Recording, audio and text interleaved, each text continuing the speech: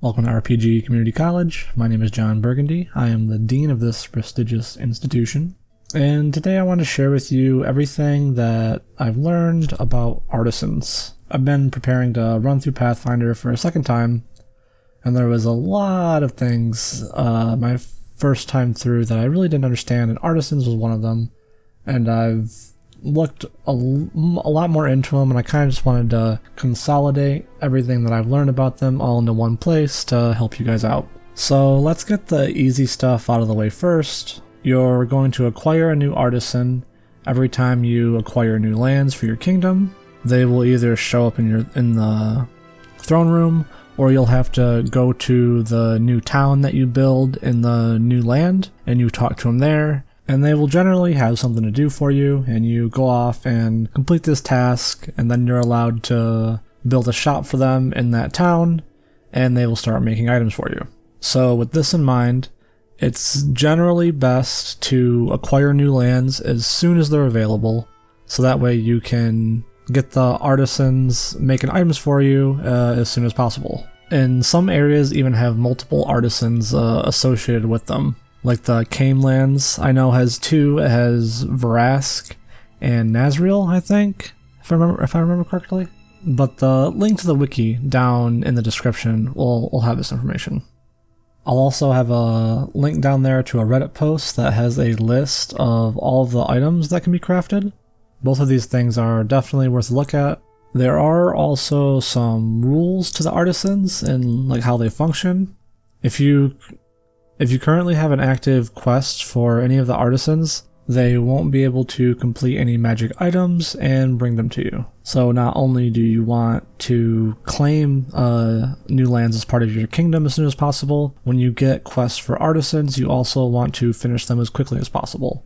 And each artisan has a kingdom stat that they are associated with, and every time you rank up the kingdom stat that they're tied to, they will finish constructing a magic item, either a random one or one that you told them to, and they will bring it to you. So if you're the type of person who likes to save the game and reload to get better results, you probably could game the system this way by saving and then reloading until you get the item that you want. But you should also know that you can't get any item at any time of the game. There are like hidden objectives that each artisan has, and when you meet these objectives, more items will unlock, kind of, or be put into the loot pool of items that can be chosen for them to craft and give you. And usually these things are like building them their shop is one for every single artisan, completing their quest is going to be another one.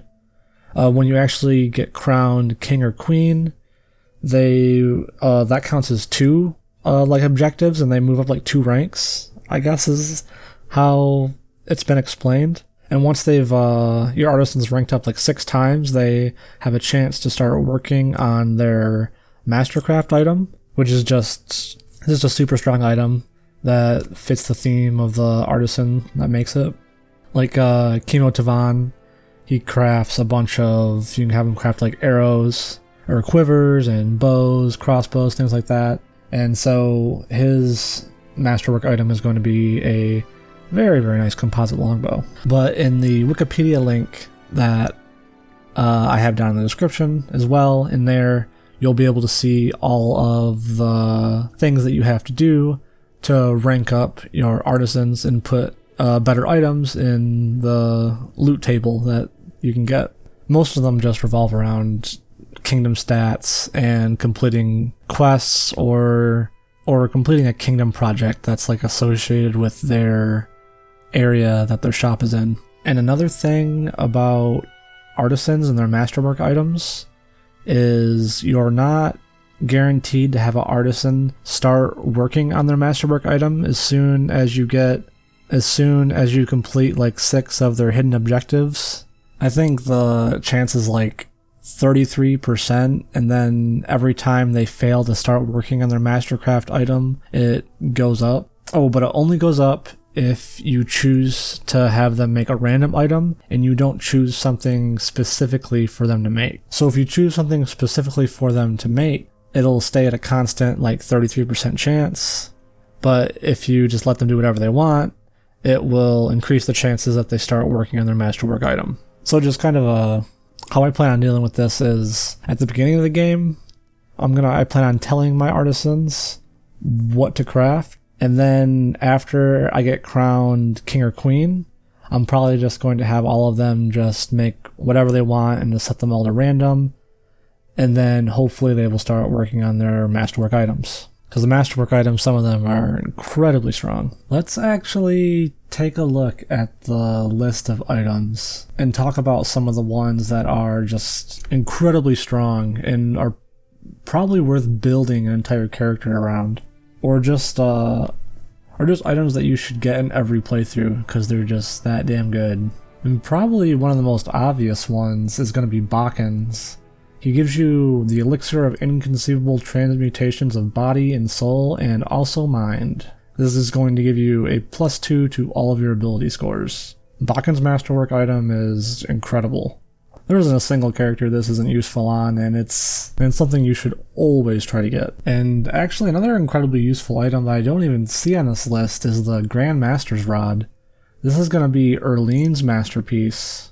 This is going to let you cast any spell 3 times a day as though it was maximized and powered. It will also ignore spell resistance and magic immunity.